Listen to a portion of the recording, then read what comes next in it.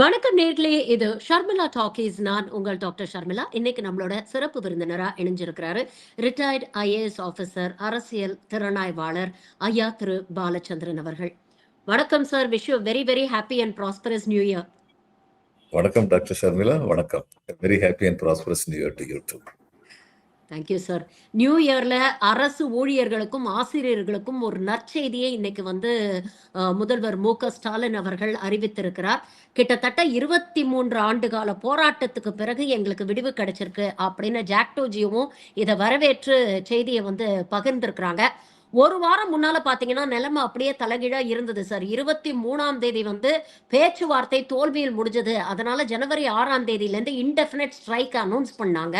ஆனா அந்த ஸ்ட்ரைக் ஆரம்பிக்கிறதுக்கு முன்னால இப்படிப்பட்ட ஒரு செய்தி வந்திருக்குது. இதை எப்படி பாக்குறது? போராட்டத்துக்கு கிடைத்த வெற்றி அப்படின்னு பாக்குறதா, இல்ல கரெக்டான ஒரு நேரத்துல இத அனௌன்ஸ் பண்ணி முதல்வர் ஸ்கோர் பண்ணிட்டாரு, இது அவருடைய ராஜதந்திரம் அப்படின்னு பார்க்கிறதா? ரெண்டுமே தான். அவங்க போராட்டம் 21 ஆண்டு கால நெடிய போராட்டம். அது இன்னைக்கு முதிர்ந்து பலன் கொடுத்திருக்கு. சரியான நேரத்தில் அதற்கு பலன் கொடுக்கிற ஏற்பாடை முதல்வர் பண்ணியிருக்காரு.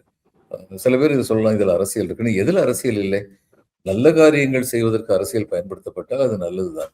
அதனால இது இந்த பிரச்சனைக்கு இன்னைக்கு ஒரு பெருமளவு ஒரு நல்ல தீர்வு கிடைச்சிருக்கு.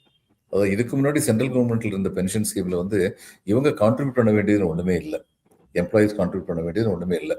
ஆனா இந்த ஸ்கீம்ல எம்ப்ளாயிஸ் 10% கான்ட்ரிபியூட் பண்ண வேண்டியிருக்கு. அதையும் தவிர இவங்க 11,000 கோடி ரூபாய் வருஷத்துக்கு செலவழிக்க போறாங்க தமிழக அரசு. இந்த நேரத்தில் இது எதனால ரொம்ப முக்கியத்துவம் பெறுதுன்னா, இந்த 8th பே கமிஷன் ஒன்று இப்போ இவங்க கான்ஸ்டியூட் பண்ணியிருக்காங்க கவர்மெண்ட் ஆஃப் இந்தியாவில். அதுல பென்ஷன் உறுதி செய்யப்பட்ட ஒன்றாக இதுவரைக்கும் இருந்த நிலைமையை மாற்றி சில சொற்கள் கூறப்பட்டிருக்கின்றன. அதனால கவர்மெண்ட் ஆஃப் இந்தியா எடுத்த முடிவுக்கும் இன்னைக்கு தமிழக அரசு எடுத்திருக்க முடிவுக்கும் டயமெட்ரிக்கலி ஆப்போசிட். இப்போ கவர்மெண்ட் ஆஃப் இந்தியா என்ன சொல்லிட்டு இருக்காங்க? இல்லை, நாங்கள் பென்ஷனர் உரிமையெல்லாம் நாங்கள் பறிக்க மாட்டோம். இவங்க எப்பயுமே எடுத்தாங்க, சொல்லுவாங்க ஒன்று, ஆனால் செய்யறது இன்னொன்று இருக்கும். எழுத்துல வர்றது தான், ஆர்டர்ல வர்றது தான் கடைசியில் நிற்கும். மற்றபடி வாயால வடை சுடுறது எதுவும் நிற்காது. ஆனா இன்னைக்கு எழுத்துல எழுதி தீர்க்கமாக தமிழக முதல்வர் சொல்லிட்டாரு. இதுல நான் நல்ல அம்சம் எது பார்க்கணும், யாருமே விடுபடவில்லை. அதாவது இத்தனை வருஷம் வேலை பார்த்தவங்களுக்கு பென்ஷன் இருக்குன்னா அந்த அத்தனை வருஷத்தை அடையாதவங்களுக்கும் ஒரு ஸ்பெஷல் ப்ரொவிஷன் பண்றோம் அப்படின்னு சொல்லியிருக்காங்க. அதனால இது உண்மையாகவே எவருக்கும் பாதிப்பு இல்லாத வகையில் கொண்டு வர வேண்டும் சொல்லி திட்டமிட்டு இதை கொண்டு வந்திருக்காங்க. இதுக்காக உழைத்த ஆசிரியர்களுக்கும் இதற்கு அனுமதி அளிக்க வேண்டும் என்று கூறிய அமைச்சர்களுக்கும் அனுமதி அளித்திருக்கின்ற முதல்வருக்கும் நிச்சயமாக அரசு பணியாளர்கள் நன்றி கடன்பட்டிருக்கிறார்கள். சந்தேகமே கிடையாது.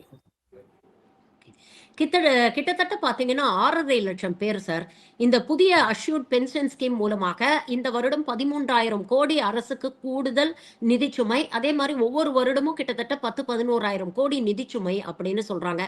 ரீசெண்டா தான் காங்கிரஸை சேர்ந்த பிரவீன் சக்கரவர்த்தி போட்ட ஒரு பதிவு ரொம்ப பரபரப்பாக பேசப்பட்டது. தமிழ்நாடுடைய நிதி நிலைமை ரொம்ப அபாயகரமாக இருக்கு, அநியாயத்துக்கு கடன் வாங்கி வச்சிருக்கிறாங்க, இதெல்லாம் எப்படி சமாளிக்க போறாங்க அப்படிங்கிற ஒரு கேள்வியை எழுப்பிட்டு இருந்தாங்க.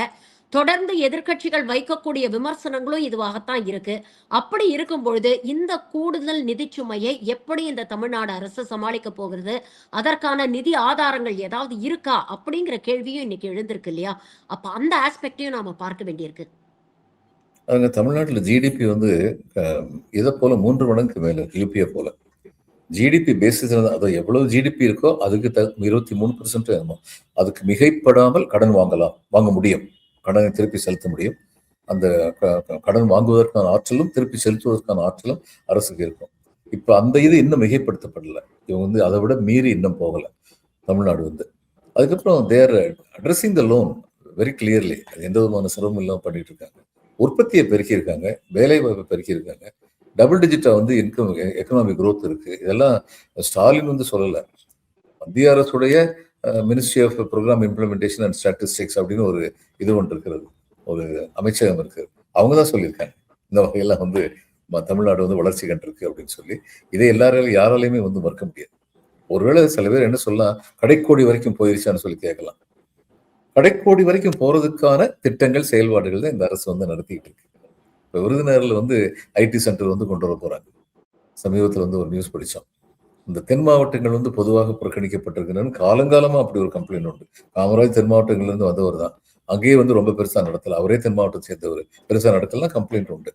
அது காரணம் என்னன்னா, காம்போசிட் ஸ்டேட்டா வந்து மெட்ராஸ் ஸ்டேட்னு ஒரு காலத்துல இருந்ததுல, திருவிதாங்கூர் மகாராஜாவுடைய ஏரியா, மைசூர் மகாராஜாவுடைய ஏரியா, இந்த 2 தவிர மற்ற எல்லாமே பிரிட்டிஷ் அரசுக்கு கீழே இருந்தது. எது வரைக்கும்? ஒரிசாவுடைய கஞ்சம் டிஸ்ட்ரிக்ட் வரைக்கும். அந்நேரம் 3 பிரசிடென்சி தான் இருந்தது. மெட்ராஸ் பிரசிடென்சி, பாம்பே பிரசிடென்சி, கல்கத்தா பிரசிடென்சின்னு இருந்தது. கல்கத்தா வந்து கஞ்சம் டிஸ்ட்ரிக்ட் அடுத்து உள்ள ஒரிசாவும், என்டையர் பெங்காலும், என்டையர் பீகாரும் கல்கத்தா இதுக்கு பெங்கால் பிரசிடென்சி இருந்தது. அதே மாதிரி தான் பாம்பே பிரசிடென்சியில வந்து இப்ப இன்னைக்கு உள்ள இது குஜராத், மகாராஷ்டிரா இதெல்லாம் சேர்ந்ததா வந்து அங்க பாம்பே பிரசிடென்சி வந்து இருந்தது. அப்போ மெட்ராஸ் பிரசிடென்சியில வந்து இன்னைக்கு உள்ள ஒரிசா, இன்னைக்கு உள்ள ஆந்திரா, இன்னைக்கு உள்ள கேரளா, இன்னைக்கு உள்ள தமிழ்நாடு, இத்தனை பேர் வந்து இன்னைக்கு உள்ள கர்நாடகம், அந்த மைசூர் கிங்டத்தை தவிர எல்லாமே இருந்தபோது மெட்ராஸ் வந்து ஏறக்குறைய அதுக்கு சென்டரா இருந்தது அன்னைக்கு இருந்த மெட்ராஸ். ஆனால் பிரிக்கப்பட்ட பிறகு தமிழ்நாடு மாநிலம் தனியாக ஆனதுக்கு அப்புறம் தமிழ்நாடு மாநிலத்துல சென்னை வந்து ஒரு கோடியில் இருக்கு. அப்ப சென்னைக்கு அருகில் உள்ளவர்கள், அது எப்பயுமே வந்து அரசுக்கு அருகாமையில் உள்ளவர்கள் தான் அதிக பலன் பெறுவார்கள் அப்படிங்கிறது உண்மை. உதாரணமா இந்த டிஆர்டிஎன் ஒரு ஸ்கீம் இருந்தது. நான்லாம் கலெக்டர் இருந்தபோது டிஸ்ட்ரிக்ட் ரூரல் டெவலப்மெண்ட் ஏஜென்சின்னு சொல்லி ஒரு ஸ்கீம் இருந்தது. அதுக்கு வந்து நாங்க வந்து எங்களுடைய இதெல்லாம் முடிஞ்சதுக்கு அப்புறம், நாங்க பணம் எல்லாம் செலவழிச்சிட்டோங்கிறதுக்கு அப்புறம் மறுபடியும் பணம் கேட்போம். பணம் கேட்டு கவர்மெண்ட் ஆஃப் இந்தியாவுக்கு அனுப்பணும்னா அது கவர்மெண்ட் ஆஃப் இந்தியாவில் டிலே ஆகும் சில சமயம்.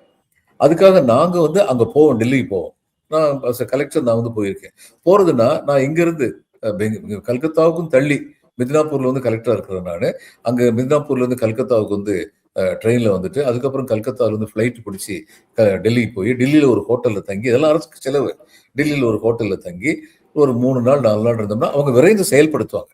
அது உட்காந்து எங்களுடைய பேப்பர்ஸ் எல்லாம் பார்த்துட்டு ஏதாவது பேப்பர் வந்து இன்னும் தேவைப்படுதுன்னா அவங்க சொல்லுவாங்க, நாங்க உடனடியாக ஃபேக்ஸ்ல அனுப்புங்கன்னு சொல்லி எங்களுடைய மாவட்டத்துக்கு சொல்லுவோம். இது மாதிரி 3-4 நாள்ல எங்களுடைய பணத்தை எடுத்துக்கிட்டு வருவோம். அடுத்த இன்ஸ்டால்மெண்ட் 1 கோடியோ 1.5 கோடியோ எடுத்துக்கிட்டு அங்க வருவோம். இதுக்கு எங்களுக்கு 4 நாள் டைம் எடுக்கும். ஹரியானால உள்ள ஒரு மாவட்டத்துல இதே மாதிரி இருந்ததுன்னா அவர் வந்து ஜீப்ல காலையில கிளம்பி வருவாரு, 2 மணி நேரத்துல டெல்லிக்கு வருவாரு, உட்காந்து ஆபீஸ் எல்லாம் பார்ப்பாரு, சாயந்தரம் வாங்கிட்டு போயிடுவார், ஜீப்ல போயிடுவார். அப்ப பக்கத்துல டெல்லி கேபிட்டல் இருக்கிறது வந்து அவ்வளவு பெரிய வசதி. அதே மாதிரி தான் தமிழ்நாட்டுல வந்து சென்னைக்கு பக்கத்துல செங்கல்பட்டு, இன்னைக்கு காஞ்சிபுரம், ஒரு காலத்துல ஒன்னா இருந்தது. அந்த மாவட்டங்கள் எல்லாமே வந்து ரொம்ப அதிகமான பலன் அடைவதற்கான வாய்ப்புகள் இருந்தது. வட மாவட்டங்கள் அதிகமாக கல்வி அறிவிலிருந்து ஆரம்பிச்சு எல்லா இதுலயும் வளர்ந்ததுக்கு காரணம் இது ஒரு காரணம். வேலை வாய்ப்புகள் அதிகமா இருந்தது. கல்வியில வந்து தென் மாவட்டங்கள் வந்து பின்னங்கல. அது காமராஜ் காலத்திலிருந்து அந்த கல்வி நிலையங்கள், பள்ளிக்கூடங்கள் உருவாக்கியது பெரும்பகுதி காமராஜர். கல்லூரிகள் பெரும்பகுதியாக உருவாக்கியது வந்து டிஎம்கே. அதுக்கப்புறம் ஏடிஎம்கே காலத்துல வந்து என்ஜினியரிங் காலேஜ். ஆனால் என்ஜினியரிங் காலத்துல ஒரே ஒரு ப்ராப்ளம் என்னன்னா கேபிடேஷன் ஃபீன்னு ஒன்று வந்துருச்சு. அதுக்கு முன்னாடி இருந்ததில்லை, அவங்க தான் இன்ட்ரடியூஸ் பண்ணாங்க. ஆனாலும் அந்த கல்லூரிகள் வந்ததெல்லாம் வந்து நிச்சயம் இன்னைக்கு இத்தனை பேர் அமெரிக்காவுக்கு போறதுக்கு அந்த இன்ஜினியரிங் கல்லூரிகள் அத்தனை வந்தது ஒரு முக்கியமான காரணம். ஆனா தென் மாவட்டங்களை பொறுத்தமட்டும் பெரிய பெரிய இண்டஸ்ட்ரீஸ் வந்து கிடையாது. இப்ப டிவிஎஸ் ஒன்ன தவிர எதுவுமே சொல்லிக்கிற அளவுக்கு நேரம் தென் மாவட்டங்கள்ல இருந்தது கிடையாது. மதுரையில வந்து பேஸ்ட் வந்து இருந்தாங்க. ஆனா அதை வந்து மாத்துறதுக்கு வந்து முயற்சிகள் நடந்தன. இன்னைக்கு அது வந்து வேகமாக வந்து இவருடைய ஆட்சி காலத்துல வந்து நடந்துகிட்டு இருக்குன்றது உண்மை. அதனால இந்த ஒருங்கிணைந்த வளர்ச்சி, என்ன எல்லாரும் வளர்ந்துட்டாங்களான்னு கேட்டா எல்லாரும் வளரல. ஆனா எல்லாரும் வளர்றதுக்கான சூழ்நிலையை தொடர்ந்து உருவாக்கிக்கிட்டே இருக்காங்க. அது ரொம்ப முக்கியமான ஒரு காரியம். அதே மாதிரி பென்ஷன்ல வந்து மறுபடியும் பென்ஷனுக்கு போனோம்னா, பென்ஷன்ல வந்து நாங்கெல்லாம் ரிட்டையர் ஆகும்போது ஒரு சில பிரிவுக்கு மட்டும்தான் 50% of the last pay drawn, கடைசியா என்ன சம்பளம் வாங்கினாங்களோ அதுல 50% வந்து பென்ஷனா வரும் அப்படிங்கிறது ஒரு சில பேருக்கு மட்டும்தான் இருந்தது. அதான் ஈக்குவல் பே ஈக்குவல் பென்ஷன் பெரிய போராட்டங்கள்லாம் சென்ட்ரல் ஒன்று நடந்தது. அவ்வளவு லேசா அவங்க சம்மதிக்கல, ரொம்ப கஷ்டப்பட்டு தான் சம்மதிக்க வச்சாங்க. ஆனா இன்னைக்கு வந்து சுகன் சிங் பேடி வந்து ஒரு அறிக்கை கொடுத்திருக்காரு. அந்த அறிக்கை வந்து அனலைஸ் பண்ணியிருக்காங்க. as such the officer is known to be very competent. அவர் வந்து A to Z பார்க்கக்கூடியவர்னு அவரை பத்தி ஏற்கனவே சொல்லுவாங்க. அரையும் குறையுமா செய்ய மாட்டார். ஒர்க்கும் நல்லா பண்ணியிருக்காரு. அதை வந்து இவங்க அனலைஸ் பண்ணவும் சரியா அனலைஸ் பண்ணியிருக்காங்க. நேர்மையாக அரசுக்கு நிதிச்சுமை இருந்தாலும் பரவாயில்லை, இவங்களுக்கு வந்து நீதி கிடைக்க வேண்டும், பணியாளர்களுக்கு நீதி கிடைக்க வேண்டும் அப்படிங்கிற அடிப்படையில் சொல்லியிருக்காங்க. இப்ப இதெல்லாம் வந்து செய்யும் போது இந்த நல்ல காரியங்களை எப்படி பாராட்டாம இருக்க முடியும்? ஒரு அரசு நல்ல காரியம் செஞ்சதுன்னா, இப்ப கள்ளக்குறிச்சியில் ஒரு தவறு நடந்ததுன்னா தவறு கண்டிப்போம். அரசு ஒரு நல்ல காரியம் பண்ணா அந்த நல்ல காரியத்தை வந்து நிச்சயமா பாராட்டுவோம். இந்த மனநிலை எல்லாருக்குமே வந்தா நல்லா இருக்கும். ஒரு அரசியல், குறுகிய அரசியல்ங்கிற பார்வையில் இல்லாம இவங்களுக்கு வந்து ஓய்வு பெறும் பணியாளர்களுக்கு, அரசு பணியாளர்களுக்கு ஒரு நல்ல திட்டம் ஒண்ணு கொண்டு வரப்பட்டிருக்கிறது, அமல்படுத்தப்பட்டிருக்கிறதுனா அதை வரவேற்கிறது வந்து சிறப்பான ஒரு அரசியலாக இருக்கும். என்ன செய்ய போறாங்கன்னு இனிமே தான் பார்க்கணும். இப்பதான் முதல்வர் அனௌன்ஸ் பண்ணியிருக்காரு. அடுத்து இதுல என்ன ஓட்டையை கண்டுபிடிக்கிறாங்க அந்நேரம் தான் பார்க்கலாம். இல்ல ஆல்ரெடி விமர்சனங்கள் வர ஆரம்பிச்சிடுச்சு சார். இப்போ ஒரு பக்கம் வந்து இவ்வளவு நாள் எதிர்க்கட்சிகள் என்ன சொல்லிட்டு இருந்தாங்கன்னா, இத தேர்தல் வாக்குறுதியா குடுத்தீங்க. பழைய ஓய்வூதிய திட்டத்தை வந்து திருப்பி கொண்டு வருவோம் அப்படின்றத தேர்தல் வாக்குறுதியா குடுத்தீங்க. ஆனா திமுக அந்த வாக்குறுதியை நிறைவேற்றவில்லை அப்படிங்கிற ஒரு குற்றச்சாட்டு சொல்லிட்டே இருந்தாங்க. ஆனா இன்னைக்கு ஒரு சில பேர் என்ன சொல்றாங்கன்னா, இப்படி எல்லாத்தையும் அரசாங்கத்துக்கு வரக்கூடிய அந்த ரெவென்யூ எல்லாத்தையும் தூக்கி அரசு ஊழியர்களுக்கும், ஆசிரியர்களுக்கும் சேலரி, பென்ஷன்னு குடுத்துட்டீங்கன்னா, அப்புறம் இன்ஃப்ராஸ்ட்ரக்சர் டெவலப்மென்ட்க்கும் மாநில நலனுக்காக செலவழிக்கிறதுக்கோ இல்ல அடிப்படை வசதிகளை மேம்படுத்துறதுக்கோ என்ன ஃபண்ட் மிஞ்சும் அப்படிங்கிற ஒரு கேள்வியை கேக்குறாங்க.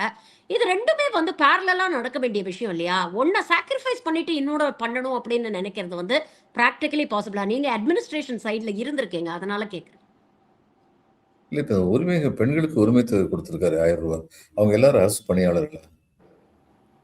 இந்த அரசு பணியாளர்களுக்கு எல்லாத்தையும் தூக்கி கொடுத்துடுறாங்கன்னு சொல்றாங்களே, அவங்க அரசு பணியாளர்களா?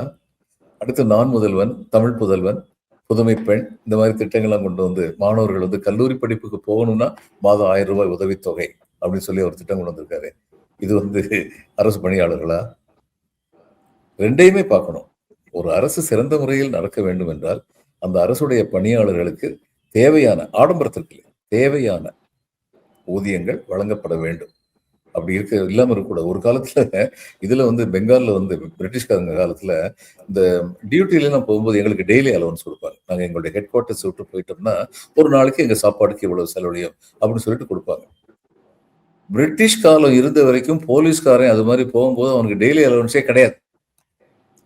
அப்ப அவர் எப்படி சாப்பிடுவாரு? அங்க உள்ள ஜனங்கள்ட்ட வாங்கி தான் சாப்பிடுவார். Exploitation was an admissible and allowed one அப்படின்னு சொல்லி ஒரு அரசு இருந்தது. அப்படி இருக்கக்கூடாது. இன்னைக்கு அப்படி கிடையாது. எங்கேயுமே அப்படி கிடையாது. இன்னைக்கு வந்து டிஏ வந்து கொடுக்குறாங்க. அப்போ அதே ஏன் கொடுக்குறாங்க? நீ போற இடத்துல வந்து பப்ளிக் வந்து தொந்தரவு பண்ணக்கூடாது. அது இன்னொன்னு சில பப்ளிக் அவங்க விரும்பி கொடுப்பாங்க. நான் பார்த்துருக்கேன். நாங்க எங்களுடைய இதுல வந்து என்ன சிஸ்டம் வச்சிருந்தோம், பெங்கால்ல வந்து அது நல்ல சிஸ்டம் இருந்தது. கலெக்டர் வந்து இது சப்டிவிஷனுக்கு போனா சப் கலெக்டர் சாப்பாடு போடுறதுக்கு அவர் விட மாட்டார். கலெக்டர் வந்து சேர்மன் ஆஃப் டிஆர்டிஏ, அதுக்கப்புறம் பஞ்சாயத்து வந்ததுக்கு வைஸ் சேர்மன் ஆஃப் டிஆர்டிஏன்னு வந்தார். டிஆர்டிஏல இருந்து செலவழிச்சு கணக்கு எழுதி கூட நான் கையெழுத்து போட்டுறேன்னு சொல்லிடுறேன். அப்போ I am not oblige to anybody. இவன் சாப்பாடு போட்டாங்கன்னு சொல்லி அவர் சொல்றதை கேட்க வேண்டிய கட்டாயம் எனக்கு கிடையாது. அப்ப இது மாதிரி அரசு பணியாளர்களை பார்த்துக்கிட வேண்டிய கடமை வந்து ஒரு அரசுக்கு இருக்கு. அது ரொம்ப தேவை. முடிந்த மட்டும் அரசு வந்து அதை வந்து பண்ணிட்டு இருக்காங்க. இன்னைக்கு பெர்ஃபெக்டா இருக்கான்னு கேட்டா இன்னைக்கும் பெர்ஃபெக்டா இல்லை. ஏன்னா அரசு பணியாளருக்கு வந்து சாப்பாட்டுக்கு வந்து இன்னைக்கு 300 ரூபாய் கொடுக்குறாங்கன்னா ஒரு நாளைக்கு ஒருவேளை சாப்பாட்டுக்கு 180 ரூபாய் ஆகுது அப்படின்னு பேச முடியும். இன்னைக்கும் பேச முடியும். அதான் சொன்னேன், தேவைக்கு ஏற்றபடி, லக்ஸரி தகுந்தபடி இல்லை. நான் வந்து டூருக்கு போனேன்னா எனக்கு வந்து சிக்கன் பிரியாணி தான் வேணும்னு கேட்டால் பத்தாது அரசு கொடுக்குறது. நான் வீட்டில் தான் சிக்கன் பிரியாணியை சாப்பிட்றேன்.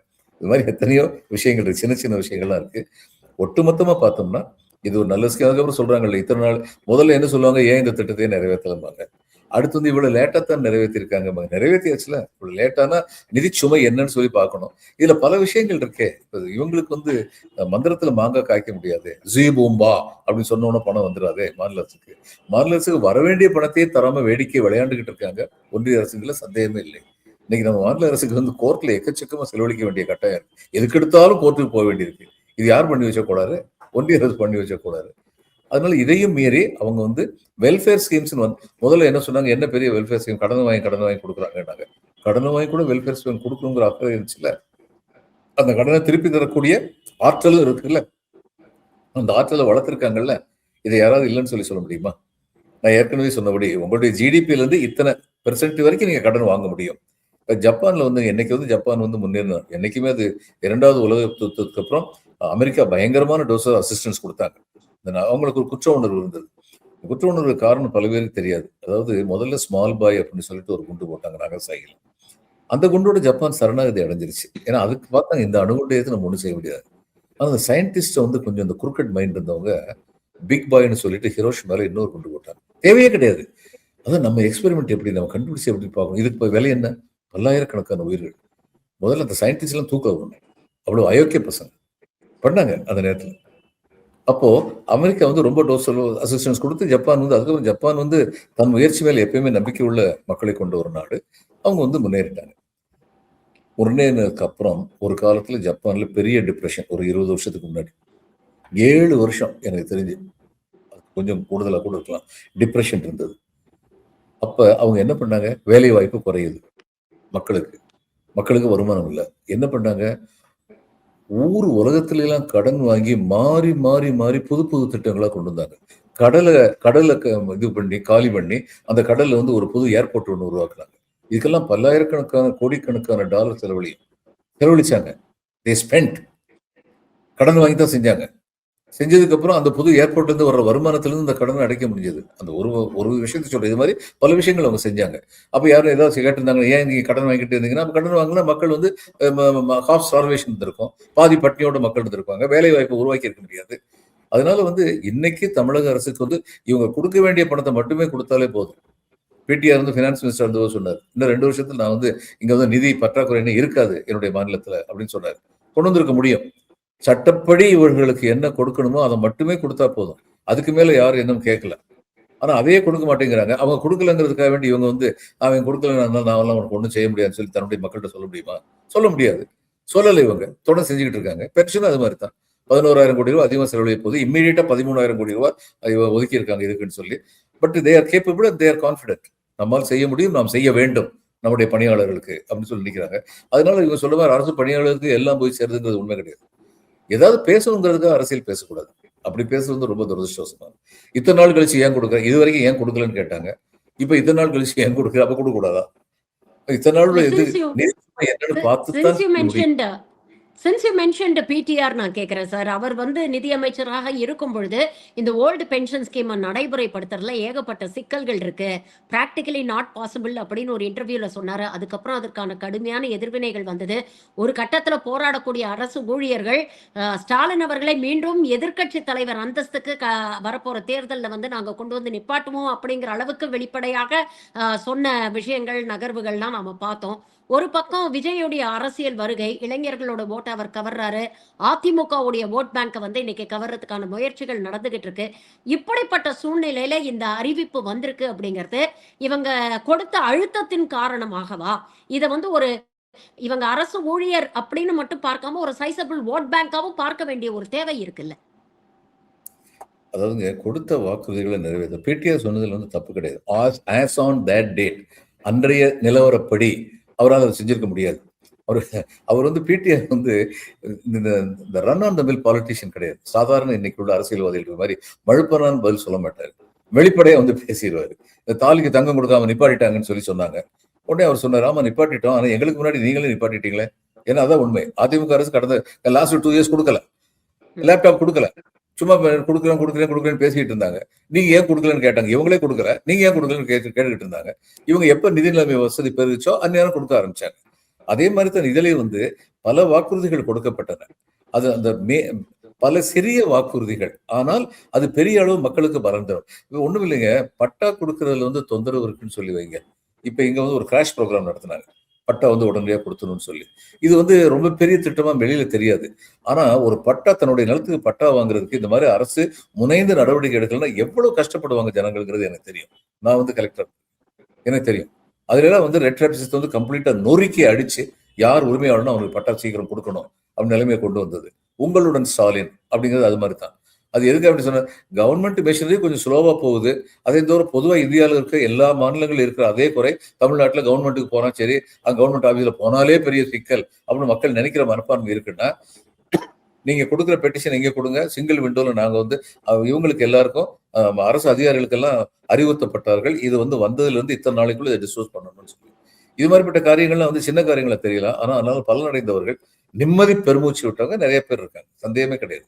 அதே மாதிரி அன்னைக்கு தேதிக்கு வந்து அது செயல்படுத்தி இருக்க முடியாது. ஏன்னா இந்த வருமான இரட்டிப்புங்கிறது வந்து இவங்க வந்த முதல் நாள்ல நடக்கலையே.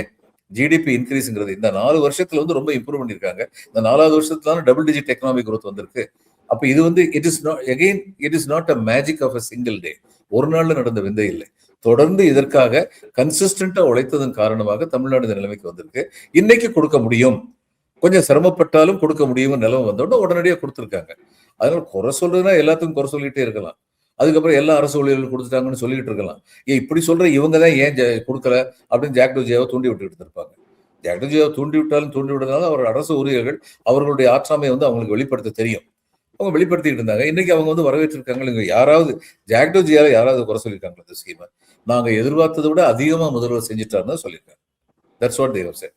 இதுல நான் என்ன பாக்குறேன்னா, எப்படி இந்த மாற்றுத்திறனாளிகளுக்கு வந்து இது கொடுத்தாருல, ரிசர்வேஷன் கொடுத்தாருல, இதுல ரெப்ரசன்டேஷன்ல இந்த பஞ்சாயத்து போர்டுல எல்லாம் வந்து கொடுத்தாருல, அதுல என்னங்க இவருக்கு வந்து எத்தனை சீட்டுங்க வரப்போகுது? அவங்களுக்கு கொடுத்தா அவங்க எத்தனை பேர் ஓட்டு போடுவாங்க?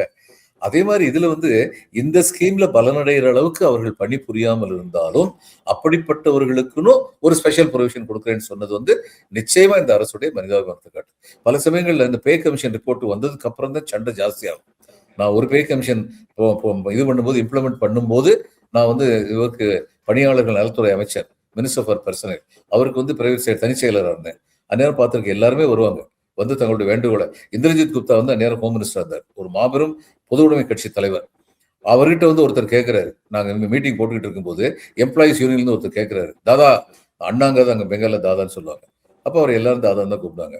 தாதா நீங்க தானே இதுக்கு முன்னால எங்களுக்கு பக்கத்துல வந்து நின்று எங்களுக்கு முன்னாள் நின்று சண்டை ஓட்டவங்க, அங்க உட்கார்ந்து இருக்கீங்க, சீக்கிரமா கொடுக்க வேண்டியதானே அப்படின்னு உரிமையோடு கேட்டார். அதுக்கு குப்தா வந்து ரொம்ப அழகா பதில் சொன்னார். கேட்கறது ரொம்ப லேசு. கொடுக்க வேண்டிய இடத்துல இருக்கிறவங்க கொடுக்குறேன்னு சொன்னா கொடுக்காம போயிடக்கூடாது. அது யோசிச்சுதான் கொடுக்க வேண்டும். இது ரொம்ப யார் சொன்னது?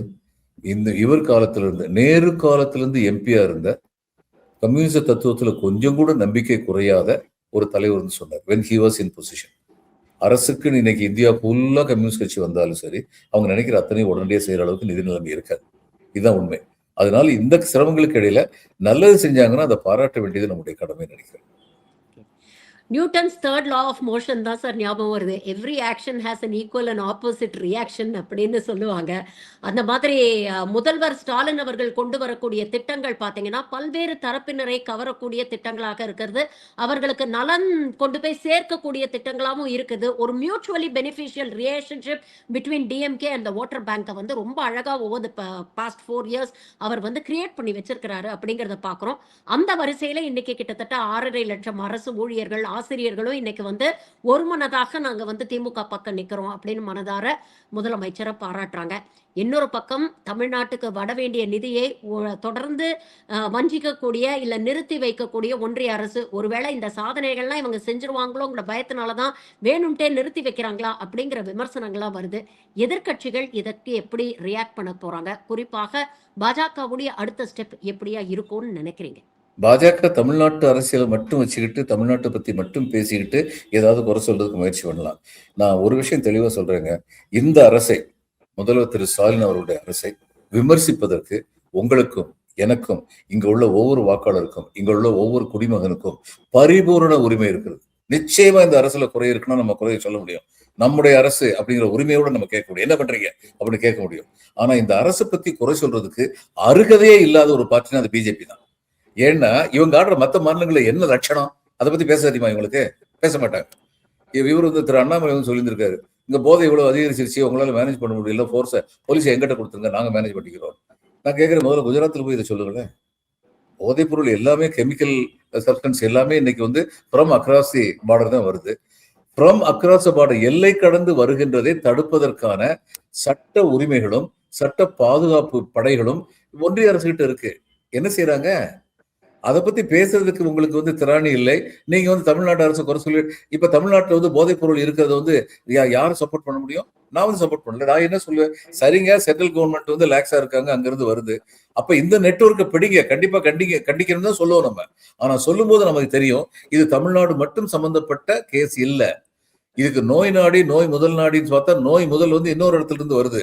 அதுல ஆக்ட் பண்ண வேண்டிய சென்ட்ரல் கவர்மெண்ட் சும்மா உட்காந்துட்டு இருக்காங்க, செயலற்று போய் உட்காந்துக்கிட்டு இருக்காங்க. அப்ப அந்த அந்த சென்ட்ரல் கவர்மெண்ட் யார்கிட்ட இருக்கு? இந்த பிஜேபி இருக்கு. அதான் சொன்னேன், இங்க வந்து போதைப் பொருள் நடமாடுறதை பத்தி விமர்சிக்கிறதுக்கு உங்களுக்கு உரிமை இருக்கு, எனக்கு உரிமை இருக்கு. பிஜேபிக்கு இதை பத்தி பேசுறதுக்கு அருகதையே கிடையாது. இதுதான் உண்மை.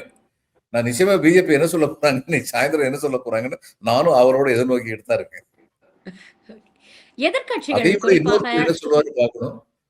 இந்த பக்கம் இது இல்ல பாம்புன்னு பல திட்டங்கள் எனக்கு இந்த இந்த தொடர்ந்து இந்த கடந்த 2 வருடங்களாக நீங்க பார்த்தீங்கன்னா, விஜய் அரசியல் கட்சி ஆரம்பிச்சதுக்கு அப்புறமும் சரி, களத்தில் இருக்கக்கூடிய எதிர்க்கட்சி தலைவரான எடப்பாடி அவர்களும் சரி, தொடர்ந்து திமுக மேல விமர்சனங்கள் வைக்கிறாங்களே தவிர, திமுக கொண்டு வந்த திட்டங்களை விட பிகரா, பெட்டரா ஏதாவது ஒண்ணு செய்வோம் அப்படிங்கிறத இதுவரைக்கும் எந்த எதிர்த்தரப்பில் இருக்கக்கூடிய நபர்களும் வந்து ஒரு கிளியர் ஆக்ஷன் பிளான வந்து குடுக்கல.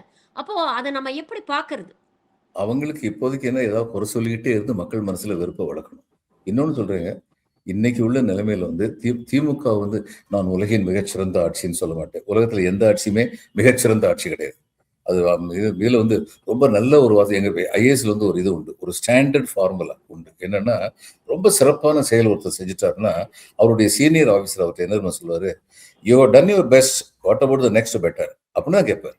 மிகச்சிறந்த செயல் ஆற்றி விட்டாய், இதைவிட மிகச்சிறந்த செயலை எப்பொழுது செய்ய போகிறாய் அப்படின்னு தான் கேட்பாங்களே ஒழிய திருப்தி அடைஞ்சு உட்காந்துருக்க மாட்டாங்க. அது மாதிரி திமுக அரசு பத்தி நான் திருப்தி அடைஞ்சு உட்காந்துருக்க மாட்டேன். எனக்கு திமுக அரசு மேல சில விமர்சனங்கள் உண்டு, வெளிப்படையா பேசியிருக்கேன். அவங்களுடைய ஸ்டேட் எஜுகேஷன் பாலிசி எனக்கு பிடிக்கல, இதை விட சிறப்பா பண்ணியிருக்க முடியும் அப்படின்னு நினைக்கிறேன். தாய்மொழியிலேயே வந்து பயிற்றுவிக்கிற பள்ளிகள் வந்து இன்னைக்கு நிராதரவா கிடக்குது. இவங்க செய்ய வேண்டிய அளவுக்கு செய்யல அப்படிங்கிற குறை எனக்கு இருக்கு. இதையெல்லாம் குரல் எழுப்பிக்கிட்டு தான் இருக்கேன். ஆனால் இந்த அரசு போய் இன்னொரு அரசு வந்ததுன்னா, அதிமுக அரசு வந்ததுன்னா, அது வந்து இவங்களுடைய பி டீமா தான் இருக்கும். பிஜேபி பி ஏற்கனவே அப்படிதான் இருந்தாங்க, இனிமேலும் அப்படிதான் இருக்க போறாங்க அப்படிங்கிற நிலைமை தான் இருக்கும். அடுத்து இன்னொருத்தர் வந்து ஆட்சியை பிடிப்பேன்னு சொல்லிட்டு இருக்காரு. அவர் எவ்வளவு ஸ்ட்ரென்த் இருக்குன்னு யாருக்கும் இதுவரையும் கண்டறியப்படவில்லை. விஜய் வந்து சொல்லிட்டு இருக்காரு. அவருக்கு இதெல்லாம் பத்தி பாவம் எந்த விதமான இதுவும் ஒரு பிடிமானம் தெரியாது. அதை பத்தி ஆழ்ந்த அறிவு எதுவும் கிடையாது. அவரு நல்ல டயலாக் வந்து எழுதி கொடுக்குறாரு, நல்ல சிறப்பா வாசிக்கிறார், நல்ல நடிகர், நல்ல சிறப்பா வாசிக்கிறாரு. மற்றபடி அவர்கிட்ட இந்த ஏதாவது ஒரு விஷயத்தை பத்தி இப்ப இந்த இதுல எல்லாம் டிவில எல்லாம் வர்றாங்கல்ல, அவர் வந்து ஒரு தரம் டிவியில வந்து உட்கார சொல்லுங்க, அவருக்கு எதிர்கருத்து உள்ளவங்கள உட்கார சொல்லுங்க. ஒரே ஒரு டிவி டிபேட்ல இபிஎஸ் உட்காருவார். அவர் முழுசா பதில் தெரியுதோ இல்லையோ, அவருக்கு வந்து ஒண்ணுமே தெரியலன்னு யாருமே சொல்ல முடியாது. ஏன்னா அவர் வந்து முதலமைச்சராக இருந்திருக்காரு, இன்னைக்கு எதிர்க்கட்சி தலைவராக இருக்காரு. கேட்கறதுக்கு தகுதி இல்லாத கேள்விகளை சில சமயம் கேட்டுறாருங்கிற வருத்தம் இருக்க ஒழிய அரசியல் அனுபவம் இல்லாதன்னு அவரை பத்தி சொல்ல முடியாது. ஆனா விஜய் பத்தி அப்படி சொல்ல முடியுமா? அவருக்கு எதை பத்தி பேச தெரியும்? யாராவது எழுதி கொடுத்ததை இதுவரைக்கும் பேசிக்கிட்டு இருக்காரு. அதுதான் உண்மை. இவங்கெல்லாம் சேர்ந்துதான் திமுக அரசு வந்து இன்னைக்கு இவரு வட இந்தியால இருந்து என்னுடைய நண்பர் ஒருத்தர் வந்து கேட்டார், என்கிட்ட கேட்டாரு, பாலா உங்க தமிழ்நாட்டுல வந்து இப்ப இதை பாருங்க, கர்நாடகால வந்து இவர் சிஎம், இவருக்கு ஆல்டர்னேட்டா யாரு அப்படின்னு 2-3 பேரை சொல்ல முடியுது. ஆந்திராவில சொல்ல முடியுது, கர்நாடகா இதுல தெலுங்கானால சொல்ல முடியுது. தமிழ்நாட்டுல அது மாதிரி யாருன்னு சொல்ல முடியும் நீங்க அப்படின்னாரு. நான் சொன்னேன், நான் சொல்றது இருக்கட்டும், நீங்க சொல்லுங்க அப்படின்னேன். எனக்கு தெரியாதனாலதான் உங்களை கேட்கிறேன் அப்படின்னாரு. ஸ்டாலின் வந்து இன் ஸ்கேல் ஆஃப் 10, 10ங்கிற எண் வந்து கடைசி எண்ணா இருக்கிற வரிசையில ஸ்டாலின் வந்து 8 அப்படிங்கிற லெவலுக்கு 80% போறாருன்னா அடுத்தவங்க 3ல தான் இருக்காரு. இதுதான் உண்மை. சேக்கிழார் எழுதிய கம்பராமாயணம் அவருக்கு தமிழறிவு அவ்வளவுதான் இருக்கு அப்படிங்கிற அளவுல தான் ஏபிஎஸ் இருக்கு. உண்மைதான். ஆனா நம்ம எதிர்பார்க்கிறோம் நம்ம எதிர்கட்சி தலைவர் வந்து இன்னும் இந்த விஷயத்துல எல்லாம் வந்து ஆழ்ந்த அறிவோடு இருக்க வேண்டும், பொறுப்புணர்வோடு பேச வேண்டும்னு. அவர் வந்து அவருக்கு ஆட்சியை பிடிக்கணும்னு ஒரு ஆசை இருக்கு, அதுக்காக நிறைய பேசுறாரு. ஆனா எந்த அளவுக்கு பொறுப்போட பேசுறாரு? இப்ப இதுல வந்து ஏதாவது ஒரு மூலையில கொலைகள் நடக்காம இருக்குமா? கொலைகள் நடக்கிறது வந்து அரசா தூண்டுறது கொலைகள், அரசு தூண்டுற கொலைகள் நடக்குது சில மாநிலங்கள்ல, அது தவறு. கிறிஸ்துமஸ் அன்னைக்கு போய் இவங்களை வந்து கிறிஸ்துமஸை கொண்டாட விடாம தடுக்கிறாங்களே, அதை பத்தி அரசு வந்து ஏதாவது நடவடிக்கை எடுக்கிறாங்களா? நடவடிக்கைங்கிறது என்ன? போலீஸ் வந்து அரசு கீழே இருக்க போலீஸ் வந்து போய் அரெஸ்ட் பண்றாங்க, சரி. அரசின் நிர்வாக பொறுப்பில் தலைமை பொறுப்பில் இருக்கின்ற அரசியல் தலைவர்கள் அதை கண்டிச்சு அறிக்கை விடுறாங்களா? பிரதம மந்திரி உடனடியாக அதை கண்டிக்கிறார். நான் 7 நாள் கழிச்சு சொல்றாரு, இதெல்லாம் நடக்காம தான் நல்லா இருக்கும். ஒவ்வொரு தடவை இப்படிதான் சொல்லிட்டு இருக்காரு. இப்ப அந்த மாதிரி பார்க்கும்போது இங்க வந்து கிறிஸ்துமஸ்ல வந்து நடக்கவே இல்லை தகராறு, நடந்துருச்சுன்னு வச்சுக்கோங்க, உடனடியா மைனாரிட்டிகளுக்கு பாதுகாப்பு இல்லாத அரசுன்னு சொல்ல முடியுமா? ஏன்னா ஒரு நரிக்குறவர் பரம்பரை வகுப்பை சேர்ந்த ஒரு பெண்மணிய இழிவாக பேசினாங்கிறதுக்காக ஒரு பேருந்துடைய நடத்துனர் வந்து உடனடியாக இடைப்பணி நீக்கம் செய்யப்பட்டாருங்க தமிழ்நாட்டுல. அப்ப அரசு அதுல அதுதான் நமக்கு தேவை. குற்றங்களே நடக்காதுன்னு சொல்ல முடியாது, குற்றங்கள் நடந்தால் அரசு வாழாம இருக்கக்கூடாது. அதனாலதான் எங்காவது ஒரு இடத்துல வந்து நான் யாராவது ஒரு மாணவிக்கு வன்புணர்வு நடந்தா நம்மள யாராவது அதை பத்தி சந்தோஷப்படப்போம், வெட்கப்படப்போம், நம்முடைய மாநிலத்தில் நடக்குது. ஆனா என்ன எதிர்பார்ப்போம்? அரசு உடனடியாக நடவடிக்கை எடுக்க வேண்டும், குற்றவாளிகளை கண்டுபிடிக்கணும். அதுல லேக்கிங்கா இருக்கா? ஆனா இவங்க என்ன பண்ணுவாங்க, ஒரு இன்சிடென்ட் நடந்துச்சுன்னு தமிழ்நாடே நாசமா போச்சு, தமிழ்நாட்டில் லா அண்ட் ஆர்டரே இல்லை அப்படின்னு சொல்லி பேசுவாங்க. இதுல என்ன அர்த்தம்? அரசியல் சதுரங்கத்துல நீண்ட நாள் ஒரு செக் வச்சிருந்தாங்க. அரசு ஊழியர்களுக்கு கொடுத்த வாக்குறுதியை திமுக நிறைவேற்றவில்லைன்னு. இன்னைக்கு வந்து அத செக்மேட் பண்ணியிருக்கிறாரு திரு ஸ்டாலின் அவர்கள் அப்படின்னு தான் பார்க்கணும். ஆயிரக்கணக்கான, லட்சக்கணக்கான அரசு ஊழியர்கள், ஆசிரியர்கள் இன்னைக்கு வந்து சமூக வலைதளங்கள்ல ஸ்டாலின் அவர்களுக்கு நன்றியை தெரிவிச்சிருக்கிறாங்க. அவங்களுடைய சந்தோஷத்த பகிர்ந்துருக்கிறாங்க. பல விஷயங்கள இன்னைக்கு நீங்க எங்களோட பகிர்ந்துட்டீங்க. உங்கள் நேரத்துக்கும், கருத்துக்களுக்கும் மிக்க நன்றி sir. Thank you very much for joining. வணக்கம் டாக்டர். வணக்கம்.